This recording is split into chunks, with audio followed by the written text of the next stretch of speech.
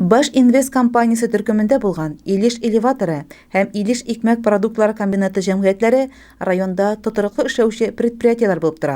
Төп эшчәнлекләре ашлык кабул итү, киптерү, саклау, барлык культураларны эшкәртү кебек хезмәтләр күрсәтә. Аннары аны төяп узата. Элеваторның техник куәте тупланган продукцияны тулысынча эшкәртеп, саклагычларга урнаштыру мөмкинлеген бирә.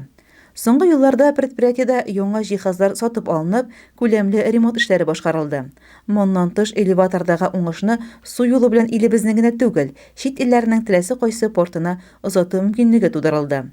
Башка еллар кебек быел да җәмгыять ашлыкны кабул итәргә яхшы әзерлек белән керә. Коллектив Илишского элеватора в 2021 году очень хорошо подготовил техбазу.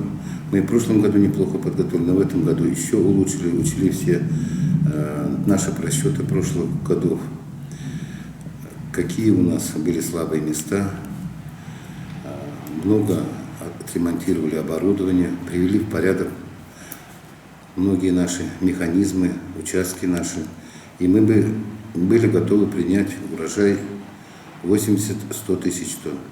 Ләкин елның коры килүе, уңышның түбән булуы җәмгыять эшчәннәренә авырлыклар тудыра. Узган ел белән чагыштырганда 10 тапкырга азрак ашлык кабул итәргә туры килә. В 2020 году наш коллектив заготовил около 80 тысяч тонн. В этом году, к сожалению, в связи с засухой мы заготовили всего 8 тысяч тонн.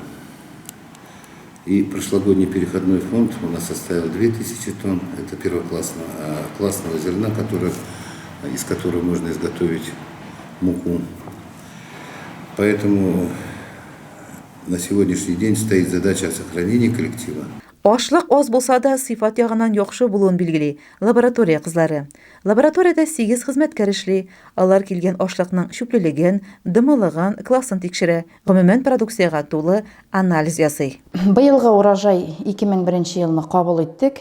Бүтән еллар белән сравнивать иткәндә әзрәк булды инде ашлык, но качество әйбәт булды. 3 класслар, пшеница 3 класс булды, 4 класслар булды. Арышның числопадениялары бик әйбәт булды. Быелгысы елны 200-180 секунд шуңа онга бара торган продовольственный рош булды.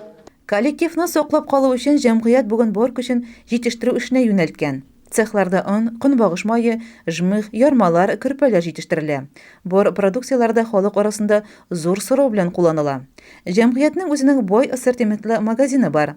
Анда авыл халкы өчен көндәлек кирәкле продукцияләр тәкъдим ителә. Шулай җәмгыятьнең Евростильдә җиһазландырылган үз кунакханасы эшли. Биредә урнашкан ашханәдә теләгән һәркем тәмле ризыклар белән сыйлана ала. Банкетлар уздырырга да барлык мөмкинчелекләр булдырылган. Билгеле, ирешелгән уңышлар коллективның тотрыклы, тәҗрибәле хезмәткәрләренә бәйле. Ике коллективта да тәҗрибәле, үз һөнәре осталарын туплаган. Алар предприятиянең уңышлы эшләвен тәэмин итә. Продукция җитештерүне елдан-ел арттырып, икътисадын ныгытуга үз өлешләрен кертә.